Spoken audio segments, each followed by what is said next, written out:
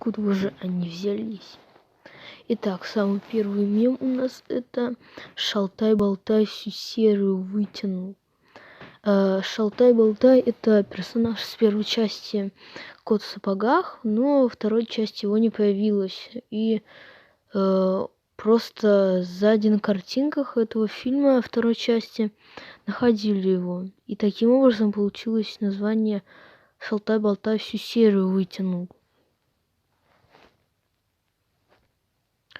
Второй мем это кот в сапогах слышит свисток смерти. Это когда кот в сапогах слышит, как вот это вот, волк свистит. Короче, ему становится страшно. Все время приписывали всякие страшные ситуации, не страшные, а случаи, когда ты кого-нибудь встречал. Например, ты там гуляешь, и там 20 звонков от мамы, и это вот волк свистит.